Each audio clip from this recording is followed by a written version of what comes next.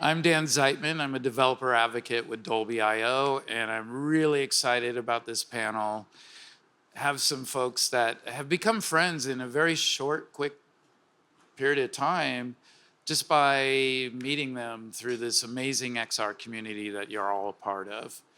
Andy Cooper and Michael Quintana from Drawing Code. Hey, everybody. I love South by. Like, everybody's just so up for it. It's always just like such an interactive crowd. I can feel it oozing off of you. Why don't we do a little setup with Drawing Code and show some of the work you've done in the past, first off.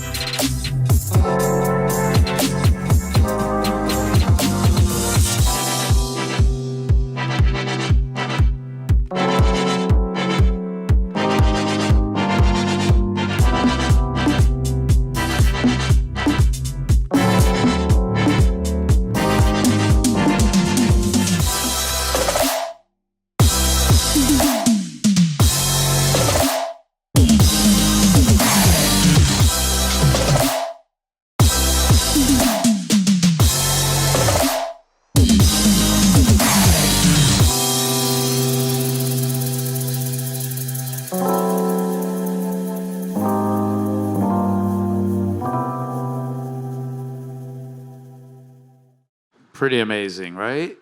So projection mapping, AR, kids' toys, fan experiences. We're an eclectic company, aren't we?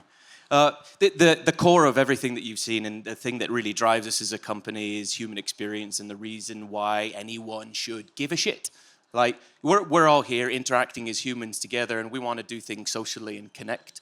And it's using, whether it's VR, AR, mixed reality, projection mapping, it is all tools to tell a story. Essentially, we make beautiful experiences using technology as magic. The audience does not care about the metal or the plastic. They care about why they want to be there, why they want to fall in love, hate, be angry, be passionate about something. And like I always talk about, like when we do demos and experiences and people are coming in a bit furrowed brow and they're like tight tie and don't know what all this shit is about. They come out like giggling children.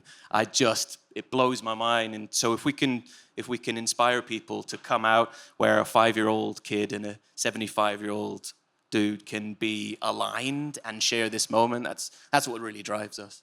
Yeah. So Mike, sorry, I swear like a docker. So Mike, you've had a really interesting career. Now you're director of innovation at Drawing Code. Dig in a little bit to some of those experiences that you worked on prior to the project that we'll start talking about in a moment. Yeah, did quite a bit of cool stuff. Pretty much like Andy said, I think it's all about taking real experiences, finding out like what people want to do. So I've come in, I would say I'm an avid user of XR technology, way before what's the corporate opportunity, what can we do to create, revenues and all this kind of thing. It's an emerging space, so one of the things that I really wanted to do is say, hey, I know how this works. I know what we're doing. I know the experiences that people are having. How can we create more of those? Right now, in this emerging space, we need more content. We need more, more opportunities. So I've come in. One of the projects that you might have seen is the one downstairs, which is the Coco-verse. So we're taking a live music artist, pulled together with Move.AI, who did the optical tracking, and from that we're able to take that and actually put them into a virtual world. Yeah, and Move.AI, we were going to have a speaker here. Unfortunately, travel plans got in the way. But let's show a little bit of the experience that from the production side as well as the final experience that we worked on together. Oh, please come save me now. I'll beg them, but the winter's over now. Can we meet? Can we talk? Can we start again? Summer don't lead us, just don't seem to end. I'm getting out those things I thought were never said. No good on my own without you coming there. They so short, not so long, I can't see the end. Can we meet? Can we talk? Can we start again? This experience was built in 2 weeks. Pretty nice. But last week, Monday, you did the capture session. What was that like? This is definitely a testament to all the different technologies that can come together, to the passion that everybody has about, hey, what's some like badass stuff that we can do in, like less than 2 weeks, and try to present that at South by. You know, we wanted to get into the music space, wanted to do something cool. So it's been, it's been fantastic. We basically, like I said, we got an artist, a big name artist too, Jake Isaac. He's definitely on the up, really, really keen. So we got a really nice perspective of how can an artist, you know, find new ways through technology, you know, to start engaging audiences, to do some cool stuff, you know, kind of be at the tip of the spear, you know, in this emerging tech and innovation space. So we set that up pretty quickly with Move.AI, with Koko, who is the music venue. So if you ever go to London, which I'm a native Texan, but I've been, not deported, I've been exported. Been exported to London now, so I've been there for about 20 years, and yeah, just got to meet up with these guys. They said, hey, let's do something. So we brought it all together. The thing that's really exciting about the collaboration that really crystallized when we've only known each other since February when and then we started talking about like how can we make this actually happen, where we just don't want a passive experience of a live performance. We've all, you know, well, maybe not all of us, but if you went into Fortnite and saw the experiences that were happening in there, it was incredible, right? Like you saw a lot of beautiful stuff that was happening, but you couldn't really engage with the artist. There was no dialogue back and forth. There was no witness and an exciting moment of serendipity. Like South by is incredible for that, right? Like you run into someone getting drunk at a bar and they end up being your investor. Like that is a moment that actually happens, and in the virtual environment, how do you capture that kind of serendipitous moment? And so what we wanted to do was look at how we could use live streaming and spatial audio using the Dolby IO feature set, and working with Koko, an incredible venue in London, and Move.AI to allow an artist to be on stage live in the context that they enjoy without any gubbins and technology, performing to a real audience and having that feedback, and concurrently in a virtual environment to a virtual audience having that same dialogue back and forth. Like that's brilliant, right? So downstairs is a 2-week tech demo to try and crystallize something of that to make it real. Yeah, and your co-founder, John, who I've known a little longer, we met at AWE, so 6 months ago. It's a budding relationship, and we were talking about using real-time streaming technologies that we have, and I was fortunate to be part of the team the product team, helping the product team along, trying to make real-time streaming super easy for developers.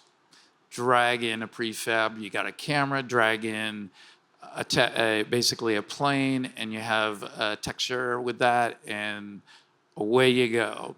And so John was just playing around with the technology. I had gone to Liverpool for a couple of days, gave him a little immersive workshop. This was alpha back February 9th when we first sat in with his team.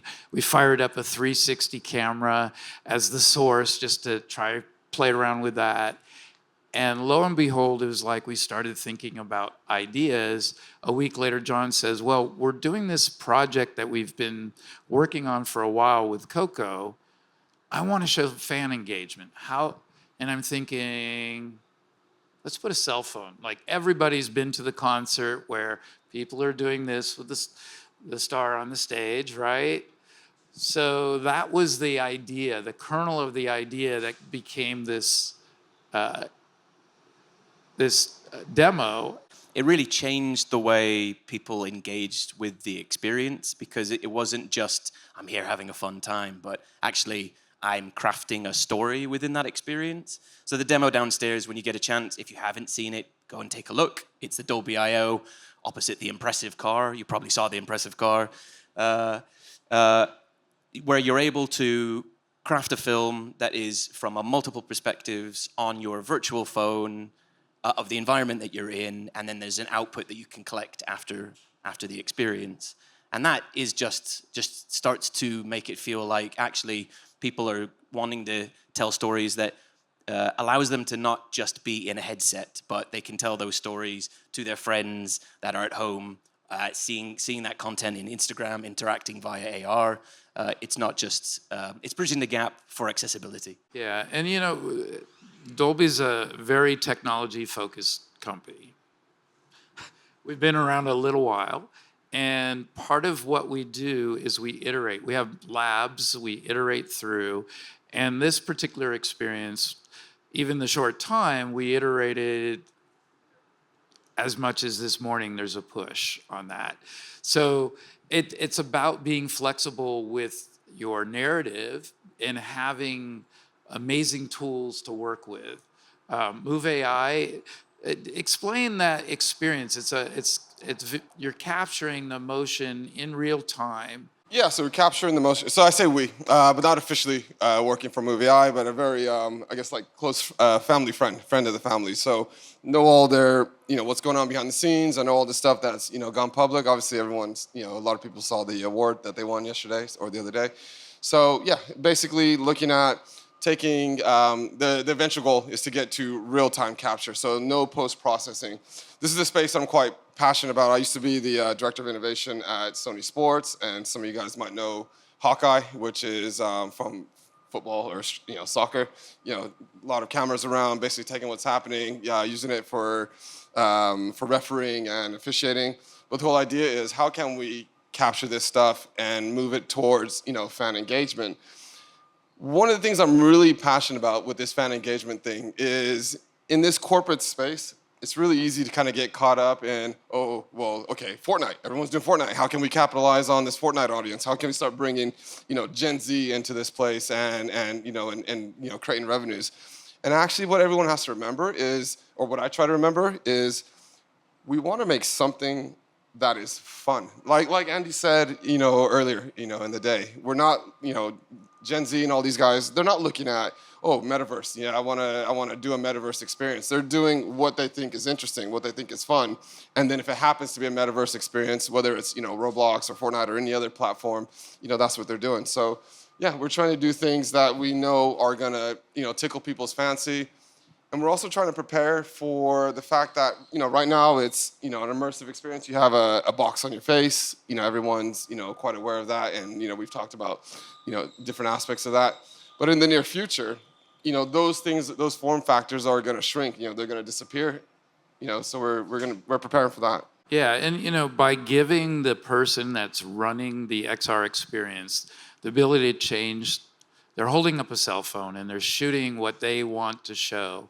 So their experience, when this shifts to a point where the real-time streaming part is there, when we get to the point now where we have real-time motion capture through that with less delay, so it's possible, we're going to see all sorts of different types of fan engagement. But the idea that I think is really striking is I can be wearing an experience and then share out that link to friends, family, they can experience it, but not that shaky, I used to call it the vomit cam, that shaky bit of, we've seen it, right? When you get into that experience and everybody's going, squirrel, squirrel, squirrel, right? They don't know where to look. So what happened is storytellers then all of a sudden said, they're looking every which way. Let's focus 180 degrees instead of the full experience. By giving a user a camera, and that was an innovation that we just thought might work, we didn't know. It gives you something to focus on, and it allows the user, the fan, to create the story on their own with using that real-time streaming through that. And you get to share multiple perspectives. Um, you're the draw of drawing code. What do you think? What do you think technologies like both Move.AI and Dolby IO? What do you think technologies are going to change about your process as a company? I think for us as a company, and I think the exciting thing for me isn't necessarily what we're going to create as a company, but what the community is going to create, and how we're going to be able to allow the community of artists and creatives and fans creating experiences for fans, and what that's going to be like. People who don't have the technology expertise, what Dolby IO toolset and Move.AI are going to help people to do without our input, and us helping them along the way to create those experiences. A great bit of a fact on augmented reality and XR experiences is that more people use Snapchat AR than use Twitter at all, full stop. So people are engaging in this technology. Kids are making experiences for their friends and sharing these things together without calling it augmented reality. People are already engaging in this content and sharing this content. We're just putting labels like augmented reality and metaverse. No one's going to be calling that. When the kids design how we live our lives, no one's going to be calling it that. Early on, you had some experience building a particular game, and it's children's toy.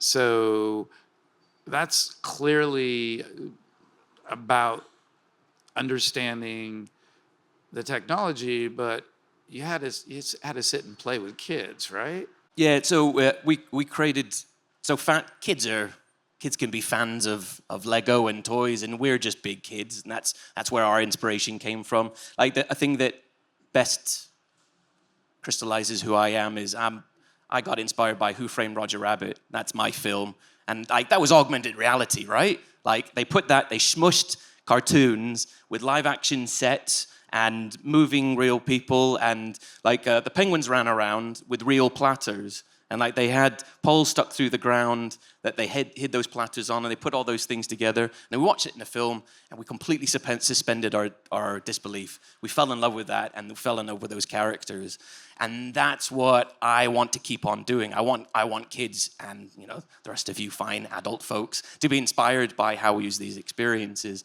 And John and I were at our very first Augmented World Expo way back in the distant 2014. We didn't know where we sat in this world of immersive experiences. We thought we'll go out there and see what's happening. We found that the obsession was on the technology. Everybody was focusing on the metal and plastic and not on the content and why people should care about using that. So we were sat in a pub, as all good Scousers, people from the UK will do once they've done anything. We were sat talking about things. And John, I've got lots of nephews, and John has lots of kids. And we were trying to think about what are the kids of the future going to want to do engaging with this content, and we devised swap bots, allowing augmented reality to bring a toy to life, and kids trying to harness the creative energy of kids where they improvise and stick two different things together and three different things together. So it looks a lot like a Lego piece, but patented it is not. Definitely not. Where kids are able to play with the different characters and piece them together, creating new characters and engaging with them in different ways. And yeah, it's a great way of harnessing how kids play in real life and having that physical digital engagement. So we're not just sending them off into a virtual environment, trying to inspire them about the world around them. You arrived at South by a few days ago. You got to see the product, and there is the delightful moments. As I've been watching the demos, there's been delightful moments of watching people kind of get that aha moment when they realize there's a video image on my cell phone and they're moving it around, and then it clicks in.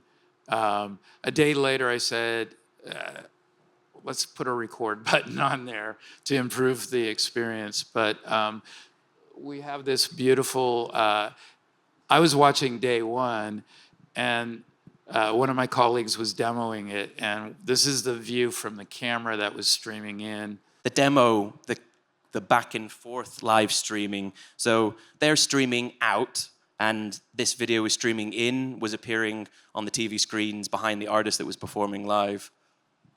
And something to remember, I was going to say too, is the brilliant thing about these things is there's a lot of people. So there's certain problems we're trying to solve. We want, to create this most fun experience that people can enjoy. But there's also problems that are kind of almost accidentally being solved as well. Like a lot of people who, can't get somewhere. Maybe they don't like, large crowds, but they love the whole vibe of being at a live event. Some people, the experience is really far away and they can't get there. And this is something that, eventually when we can get it, into homes and into people's houses, which I've done some of these already, is really fantastic. And there's also the social aspect. I think a lot of people forget all this kind of stuff, whether you got a box on your face, whether you got a box on your face or not, is can be kind of secluding. So if you can get out there and do it virtually and have friends around, that really adds to this whole vibe and hype of the experience. And I think, like for me, when I saw that happening live, I was watching was the team doing the demo right? Did they have all the information to really set up an experience? We're seeing about 3,000 people a day walk through this. So the challenge of demoing something that is very fresh was interesting. But what I keyed into was that human experience of the first time they got that aha moment. And I've been watching it for a few days, and stepping out of my advocate role into experienced producer role here to work with the team. It's something that creators, I've seen this many times. Creators show up and they're really proud of their experience. And when you see that, it just kind of allows you to realize that this is an interesting area of technology that you'll get better at it as you go. I think that's something we learn. But the other thing is, you can also fail, and that's okay. And that's something to remember is you can fail. Maybe you look at it and it's like, oh, I thought everybody was going to hold the phone like this. Plenty of opportunity to fail, by the way. I think and it's about iteration of this. That's super important. We did this in 2 weeks. Imagine if we had another 2 weeks. Exactly. There's always that, right? There's also this idea that, like, you got to get it perfect. And sometimes perfect takes too long. You have deadlines. What do you think in terms of doing a project where you're trying to first nail down what is the experience for the fan that's going to engage it? What do you think is the hardest part about that, the initial stage of like planning it out? Humans, like that whatever you think, whatever your assumptions are at the beginning of creating any experience or story, humans will just fuck it up. Get it in front of someone. Don't be precious. Take a risk.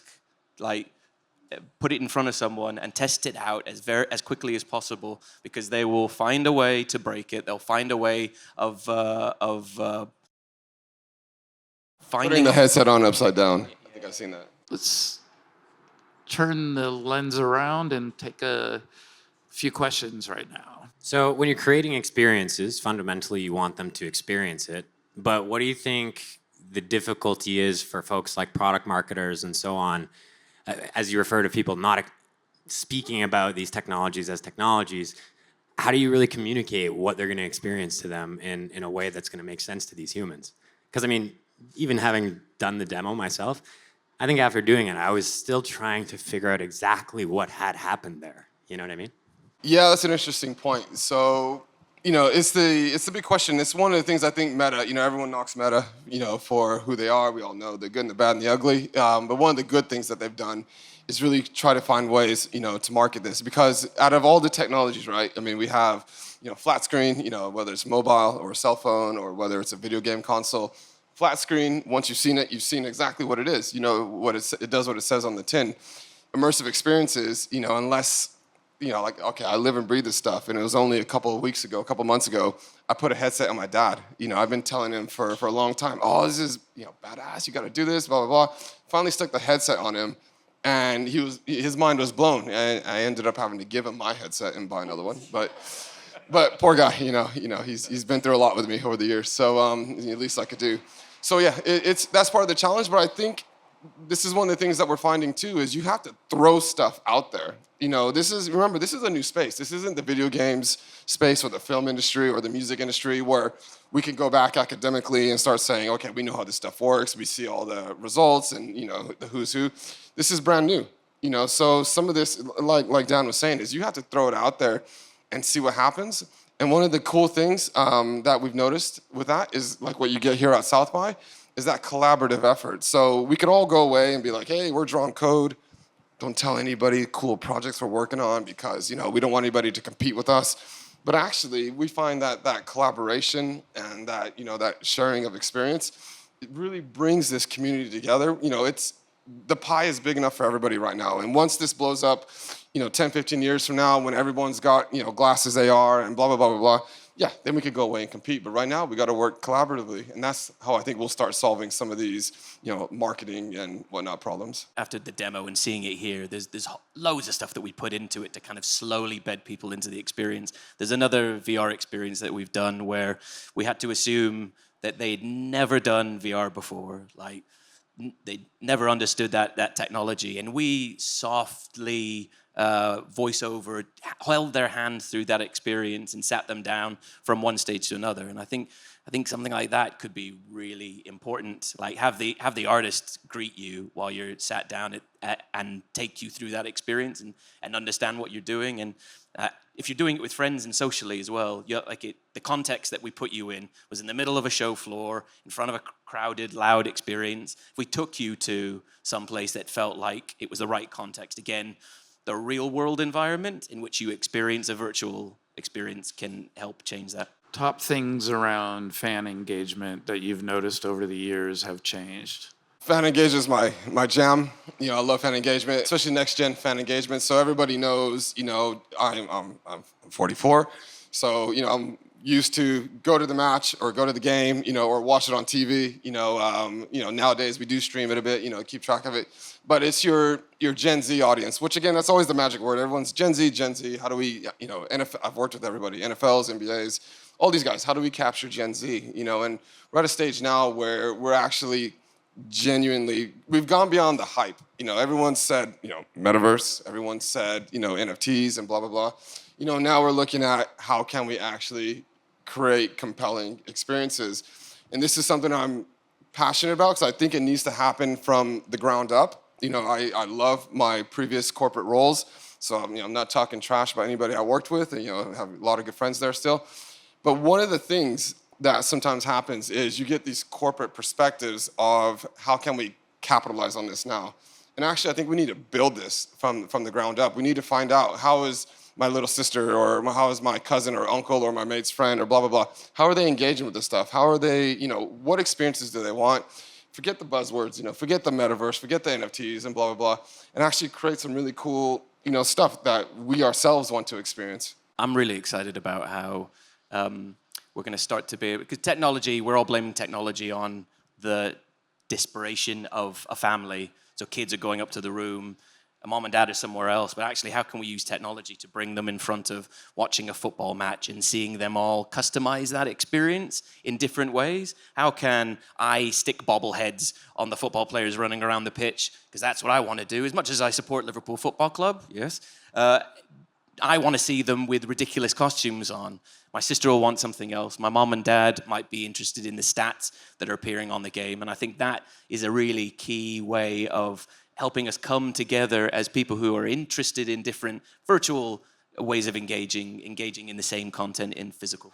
So I had a question about accessibility. So have you thought about how can you make all the experiences you make more accessible? Around like 30% of the people in the world are I would say disabled in the disabled category. So what are the what are innovative things, or what is your research say about how to make these experiences more inclusive? Yeah, that's a good point. So there's a lot of things, that can be done. It depends on the, the disabilities some people might have. I've seen plenty of experiences that are really flat screen as well, not just, XR stuff. Where they're taking into account things like color blindness. One of the beautiful things about immersive tech like VR and AR is the fact that you can put a headset on and you're the controller. So a lot of hospitals, are using this technology because if you're, bedbound and you can't move around, then it's one way where you can actually, engage and participate, whether it's a virtual experience or, a video game or taking yourself to a, remote, location. So this is something that, and again, with this virtual, live event, experience that we've done, there's a lot of people who don't want to go to live events. They love the idea, they love the concept. I want to do this, I want to see it, but I don't like the crowd, and places like Koko are beautiful venues, but if you don't like crowds, it's the wrong place to be. So to be able to stick a headset on or even watch it, through a flat screen, Fortnite type experience, that's one way where, people who can't normally get somewhere or, have the reasons can actually participate in this. We're working with two accessibility consultants, and they both have platforms. One's called Immersive. He's wheelchair-bound, Selva, and he films all the locations that he goes to and gives the perspective of a wheelchair user from the height of a wheelchair. We just don't think about it if we're not in a wheelchair. We don't see that world from that perspective. And it just blew my mind. It's such a simple thing to think about. Like they visited incredible places and showed us how poorly they helped people in wheelchairs. Like, we work with his wife, VJ, who has Teeny Weeny VR, which is a platform that allows kids to that are neurodivergent to experience what kind of kids' entertainment will be like before they get there, so they know what to expect. And I think those are really important things for us as creators to understand when we're designing our platforms and our content. Yeah, maybe one last point on that is Reddit and online resources. The community is huge, So again, this is such a new space. Video games and everything else. You're removed in a way. I love video games, by the way, but you're away from the experience. So the television's there.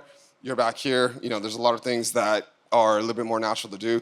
But with things like, like Reddit and quite a few online resources, there's a big community of people who are coming in, and saying, hey, I've done this, I've tried that. So we're all learning from each other. We can't pretend that we've thought of every, case and scenario, whereas when you go online and you're, again, working collaboratively, there's a lot of stuff that bubbles up and you can start including that into your experiences. What do you think, as we're looking at kind of XR technologies, Dolby is doing incredible things to improve the quality of audio as it relates to immersive experiences, something I think a lot of people don't realize is important when you're looking in VR. What other sort of, features and, elements do you think are missing from that experience that we need to explore? Particularly around audio? Just XR experiences in general. I think as a creator, I have often been a little bit want to forget about the audio. And so working with these guys to really put it at the forefront, presence, like audio, spatial audio plants us connected with one another. So like being able to talk to you folks and hear from this perspective, it's such a subconscious thing. We don't realize that gives us that feeling of being together. That if you get a chance to try the spatial audio VR demo downstairs, is a great example of being able to hear 400 different people from far away, and then you slowly get close to them and it feels like they're all around you and you can hear little conversations. It's such a simple demo and it's mind-blowing. And I'm just waiting for you guys to actually build something with both of those APIs, because 2 weeks, man. I'll give you a third week. How's that?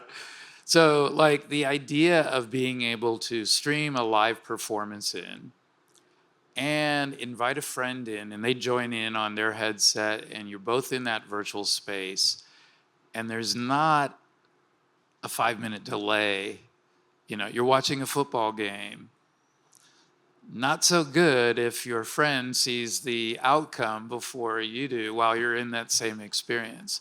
So real-time communications is a huge technology that is, I think, going to be game-changing, because it allows that the moment that you reduce the time and perception of delay down to a half a second, that's the barrier, is about a half a second.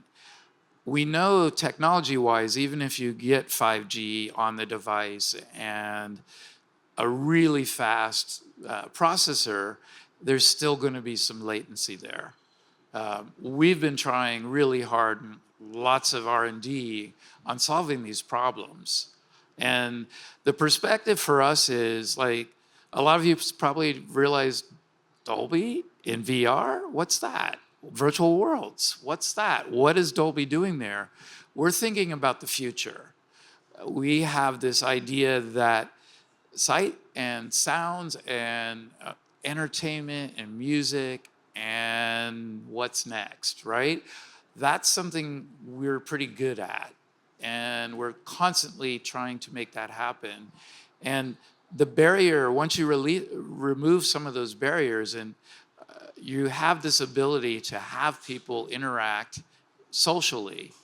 And someone else was chatting with me the other day. They came by the booth and they're like, I want to build a social immersive experience. How do I do that? What tools do I need to do that? And the storytelling side, the building new fan experiences can happen once you have the tools like that. Something to remember too is that, again, you're talking about like low latency. We're looking at some really cool stuff. So, there's a Stormzy concert in London, and some of y'all here want to watch it, but you don't just want to watch it on a screen. And maybe you also don't want to watch it in a headset. We're looking at some really cool stuff where we can take what's happening live in London and bring that, across the world, where you feel like you're there, but you're there with your friends, your mates. You're not swallowed up into a headset, which can be equally as fun. But you're able to actually see these things in real time, very low latency, look around, see some really badass experiential stuff, and share that with the guys and people who are like literally right there with you. You can tap your beers together, have a drink, you can do whatever it is that you want to do, and that really creates a sense of excitement and presence.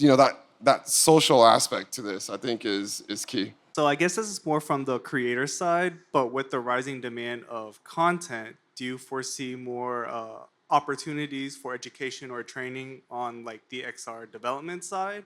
Or is it more so like visual or digital artists importing it into your software? We're excited for both.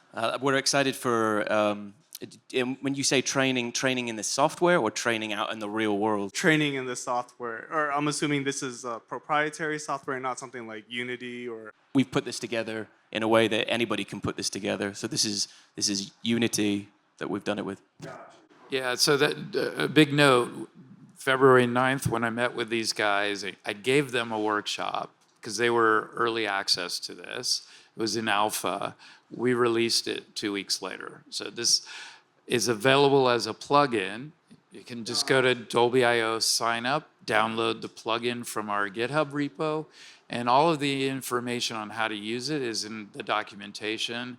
Our team did a really great job of making it easy, and it's as easy as filling out your credentials and dragging in a camera and a player prefab. We wanted it to be zero code for this release, for this very purpose of understanding our audience is creative. Most folks don't want to write code if they don't have to, so let's keep it as simple as possible, and it democratizes the ability to do real-time communications within a Unity experience. We also support Unreal, same sort of experience, and that's the important thing, right? We want creators to be storytellers, to be able to build things without having to have the heavy lift of setting up a WebRTC server and doing all that stuff. That would be hard, and most of you would just probably go, don't want to do that. So I have another question, if that's okay. do you foresee more companies that are within your space expanding their team of, I guess, VR creators or developers, or is it more user-created content? This is my opinion, but I think, as Dan was saying, and everyone's seen this now, right, with generative AI. The whole hype about that, besides, hey, I can make myself look like 20 different, superheroes, is that literally we're getting to this point where you're removing some of the really tight technical aspects of all this, of this creation. So in a space like XR, one of the problems is content. We're always, people with headsets, people who have, who want experiences, they're not able to have as many experiences as they want because they're not being developed as fast as possible because of all kinds of market forces that are coming in. So the whole idea of removing these, technical barriers and saying, hey, I'm a dude who, okay, I'm 44, like I said. Way back in the day, in high school, in 96 or 95, I took C++ programming. And that was like the end of that. I was like, no, I'm done. I'll leave the development to people like Dan. But now we're getting to a stage where you can create all these really cool, experiences, and we're getting there faster and faster without having to have this really, deep technical understanding. Of course, the technical aspect is great. You can, fine tune things. But I think we're now going to start seeing more and more content because people can get out there without having this background and make stuff. And as we start to see that, I think we're going to start to see, the hardware start to move up, the capabilities of the hardware, the content and experiences. And soon, I think we are going to have this more ubiquitous, state of AR and or XR experiences. Plus, the Apple moment, which I'm praying to God, Apple, please get it right, because I know a lot of people are looking at you, and if you get it wrong, then people are going to maybe possibly cast their opinions on what the industry is. But yeah, I think with all these things coming together, we're going to start seeing a lot more cool stuff happen. We look at audiences when we're building our products. That's just something we do. We want to make sure that we're hitting the right target. When we do an early access program, whether it's for the one that we have downstairs for live performance, or we're figuring out how to do a Unity plugin, the feedback we get from an agency which has the capability, they have amazing programmers there, but the first bit of feedback we got was, we want it easier. We don't want to code it if we don't have to. And I take that to heart because it's super important for our developers that use our APIs. You go to Dolby and you sign up and you start using the product. It's pretty simple. And having resources in the community, feedback. Prior to doing the workshop, we went to MIT Reality Hack. And this is what's really cool about working with a company that strongly believes that research, feedback, iteration is super important. We met with hundreds of developers at that event, and that product was in alpha release the day before, and within 2 days, there was a dozen creators that were shipping it onto their demos that they were doing for the hackathon on the XR devices that we hadn't yet tested. So it's very satisfying for me to be a part of this process, to be able to engage with the community and get feedback like that. So I encourage you, like, if you try out our products as you're developing, kick us back the feedback. We are trying to build something. At the end of the day, it's making better experiences with audio and video, and XR is just another format and another way of using it. I don't know, this might be off topic, but I think that that platform agnosticism, basically not having to have a specific platform. I think that's what we're trying to get. PlayStation are looking at, for instance, where they're saying VR, great medium, but again, it's hungry for content. And so more and more tools are coming out too, which are kind of easing that journey, where developers who can develop for flat screen, for mobile, for console, and flip of a switch, this stuff can be ready for immersive technologies as well. So I think, these kind of things are making it a lot easier. Hi, I'm Vinny Jaiswal. So I'm a creator and I'm a developer advocate for data and AI technologies, and I engage with my audience globally. So how can I use these technologies that you are creating to bring high quality experience to my audience who are engaging with me from global, any location? You share a link, basically. That's what we've done with this, is we've made the streaming and real-time communications browser-based, iOS, Android, ARM64 for head-mounted displays. The platform itself works in all of these different devices for a reason. Most of the world is not on a head-mounted display. They're watching it in a browser. And that was part of the experience we wanted to do. Instead of just showing the same view of someone doing this, we allow you to actually have the fan engage with that. And honestly, these guys have been so great at listening to our feedback and working together to try and craft something that there are updates from our side and updates from their side to make sure it's cracked. So yeah, you should give it a go. Don't be afraid to reach out and find people. Especially we're at the early Apple, Bill Gates, Microsoft days where people are in their garage or garage, as people say where I live, and trying these really cool things, trying to see what happens. So don't be afraid to reach out. Like we both swiped right a couple of weeks ago, and that relationship formed. So you have to do the same. Literally get out there, and people like Dolby.io are looking for people to get on board and to try their products, to see, to test and to see. This is a whole, frontier, and I think, without being slightly nervous speaking up here, but it's a whole frontier, and I think it's a good time to actually stick your hands in and be a pioneer, see what you can do. I want to know about your feeling and opinion about the sustainability of relationship with fan and artist inside of immersive environment, because I think it's kind of hard to maintain the relationship inside of immersive environment. So I wonder, how do you think about it? In terms of art, do you mean the artist and the creation of art and the engagement with the audience that engages in that art? I think it's a really interesting one. I think trying to feel presence in a real world is important, but it depends on, all of this is just a paintbrush. It isn't the thing that you're creating, so it's just making sure that you don't get overwhelmed by what you're using and use that as a way of engaging with your audience, whether or not that's lighting that you would normally use, or go to a venue, and or how you craft. Are you an artist? No.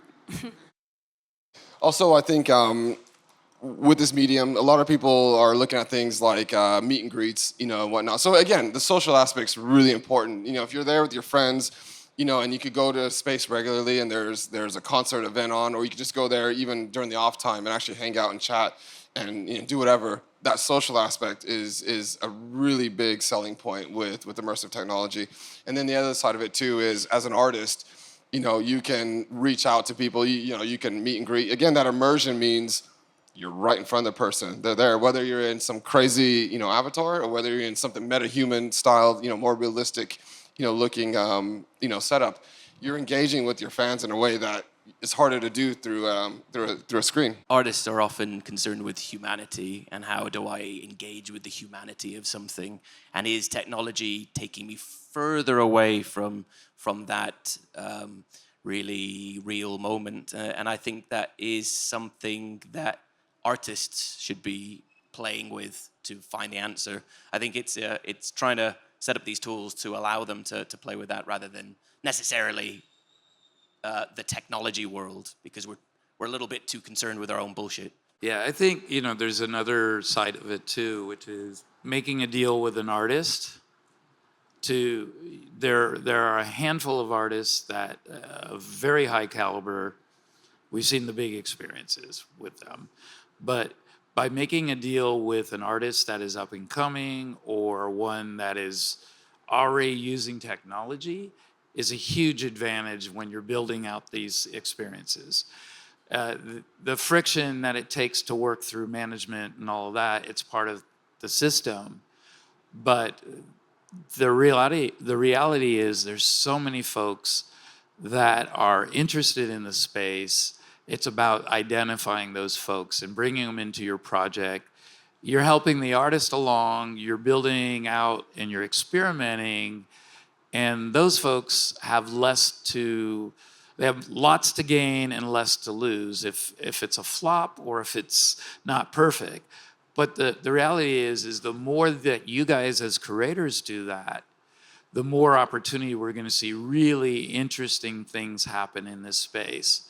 And, and that's super exciting for me. Like being able to see creators just build really fun things that amplify that artist, and you're thinking through your head, how can we make that the artist experience and the fan experience something that is equally exciting? It's not just a one-sided equation. And as we're starting to see younger people, take up the tech, like I said, I feel young at heart, but I know where I am. But as you start seeing younger people take it, you're going to start seeing some crazy stuff. I mean, like you were saying about Population One, there's kids and young people in there, creating, dancing, messing around, but doing some really cool stuff, shooting designs up on a wall, kind of like graffiti art. So the whole thing is, the more ubiquitous this comes, I think you're going to start seeing a lot more really cool, experiences that we wouldn't think of even. Well, thank you all for coming. I do invite you to check out some of the demos downstairs. There's a variety of new technologies that we're showing for the first time here. The Unity plugin for communication APIs, which allows you to do real-time communication between people like a video chat, but in a third dimension on Unity, is really interesting. Hear it, you'll love it. And then, of course, the experience built by these two gentlemen. I'm very excited that we were able to bring this to South by. All right.